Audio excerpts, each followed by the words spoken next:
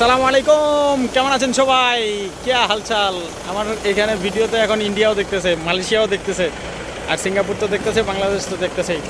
তো আমি আছি জুরং পোর্ট, একবারে চীনের, চায়না থেকে মাল আসছে, সে মাল ডাইরেক্ট গাড়িতে মধ্যে উঠাইলাম। এই যে আমার গাড়ি, ওই শিপ থেকে উঠাইলাম। এখানে শিপ, এখানে সামনে শিপ। আপনাদেরকে গুরুত্বপূর্ণ কথা বলি আমার ক্ষুদ্র নলেজ থেকে। এগুলা এগুলা আমার তো সেরকম একটা যোগ্যতা নাই যে এই বাংলাদেশ আর সিঙ্গাপুর নিয়ে কথা বলবো। তো সিঙ্গাপুর পুরা মানে সিঙ্গাপুরের চারপাশ দিয়েই আপনার হচ্ছে সমুদ্র আর সমুদ্র। এরা কী করছে, এই সমুদ্রটারে খুব ভালোভাবে ইউজ করছে। এই সমুদ্রের চারপাশ দিয়ে যে সমুদ্রটা আছে, এক সাইডে বানাইছে ইন্টারন্যাশনাল, গোটা পৃথিবীর মধ্যে সব থেকে বড় এয়ারপোর্ট না, উন্নত এয়ারপোর্ট, ছোট এয়ারপোর্ট কিন্তু উন্নত এয়ারপোর্ট, সব থেকে উন্নত এয়ারপোর্ট। তারপরে এরা কিছু সমুদ্রের কিছু অংশ দিছে পর্যটনের জন্য, যে মানুষ আসবে, ঘুরবে, গোসল করবে, এইগুলোর জন্য রাখছে। আর বাকি চতুর্দিক দিয়ে যেদিকে চোখ যাবে খালি সমুদ্রের চারপাশ দিয়ে এক জায়গায় শিপ রিপেয়ার করতেছে, এক জায়গায় মাল আনলোড করতেছে, শিপের পোর্ট যেগুলো, এই শিপ থেকে মাল আনলোড করতেছে, এই কাজগুলো করতেছে চতুর্দিক দিয়ে। মনে সব সময় ব্যস্ত একটা শহর।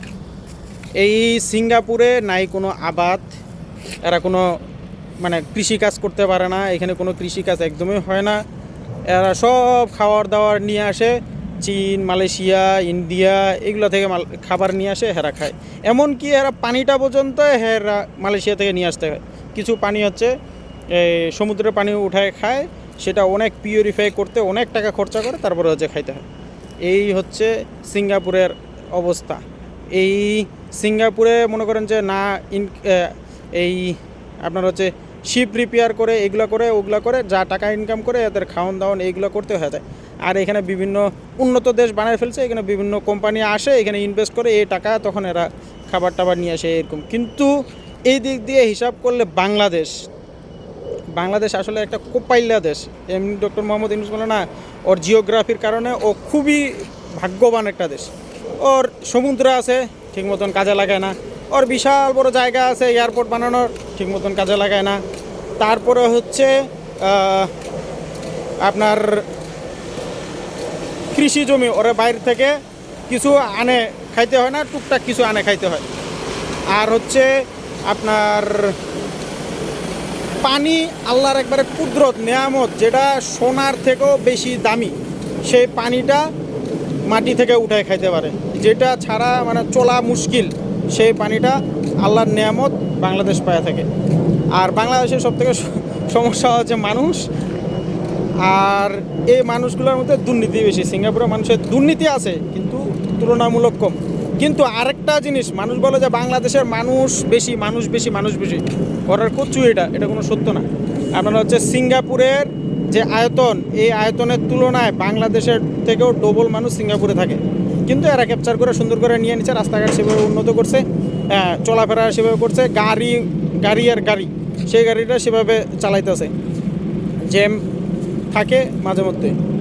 এইগুলা মিলে মোটামুটি সিঙ্গাপুর আর বাংলাদেশকে কম্পেয়ার করতে গেলে সিঙ্গাপুরে একটা যোগ্য নেত্রী পাওয়ার কারণে সিঙ্গাপুরে এত দূর আগে গেছে, আর বাংলাদেশ দুটো অযোগ্য নেত্রী পাওয়ার কারণে বাংলাদেশ সোজাসুজি ডাউনের দিকে গেছে। সো এখানে অনেক কিছুই আছে। বাংলাদেশের বিশাল বড় কোপার আছে, খালি বাংলাদেশের মানুষকে দুর্নীতিমুক্ত হইতে হবে, আর হচ্ছে একটা যোগ্য হাল ধরার মতন একটা যোগ্য নেতৃত্ববান লোক দরকার, ভালো ইন্টারন্যাশনাল। যেমন করে ডক্টর মোহাম্মদ ইউনূস আছে, বুড়া মানুষ কবে কী হবে, টুক করে মরে যাবে, আল্লাহ ভালো জানে। তো এই জাস্ট খালি আপনার সিঙ্গাপুর আর বাংলাদেশ সম্পর্কে একটু বললাম। সিঙ্গাপুর আহামরি এখানে অনেক কিছু আছে, তার জন্য এরা এত উন্নত, সেটাই কিছু না। সিঙ্গাপুর যে জিনিসগুলো আছে সেই জিনিসগুলো ভালোভাবে কাজে লাগাইছে, ভালোভাবে ইউজ করছে, এইটাই। আর সততা বলতে একবারে সিঙ্গাপুরে একবারে সবগুলো এখানে ফেরেস্তা, সেগুলো না। এদের মধ্যে প্রচুর দুর্নীতি আছে, কিন্তু এদের আইন কানুন এদেরকে দুর্নীতি থেকে মুক্ত রাখছে। এদের জরিমানা সব কিছু মিলে এরা দুর্নীতি, এরা মারামারি করতেও ভয় পায়। এরা প্রত্যেকটাই সেনাবাহিনীর লোক, প্রত্যেকটারে 18 হইলেই এদেরকে সেনাবাহিনী প্রশিক্ষণ দেওয়া হয়। এরা মারপিট মানে মারবে যখন একবার শোয়াই লাগবে। তো এরা তার জন্য মারামারি করে না, কারণ একজন আরেকজনের সঙ্গে মারামারি করলে এতে প্রচুর জরিমানা হবে, অনেক টাকা যাবে, অবস্থা খারাপ হয়ে যাবে। তার জন্য এগুলো এরা করে না। এই জাস্ট খালি বললাম, একটা উন্নত দেশ, আর বাংলাদেশ উন্নতির শিখরে খালি না, খুব দ্রুত পৌঁছাবে যদি এই কম্পেয়ারগুলো ঠিক মতন কাজে লাগায়, একটা যোগ্য নেত্রী পায়, তারপরে হচ্ছে যেই জিনিসগুলো আমাদের আল্লাহ মানে গিফট করছে সেইগুলো যদি ভালো মতন করে কাজে লাগাতে পারে। ভালো থাকেন, সুস্থ থাকেন। আমি অত জ্ঞানী মানুষ না, তারপরেও মোটামুটি একটু খালি বললাম বাংলাদেশ আর সিঙ্গাপুরের মধ্যে পার্থক্য আপনাদেরকে।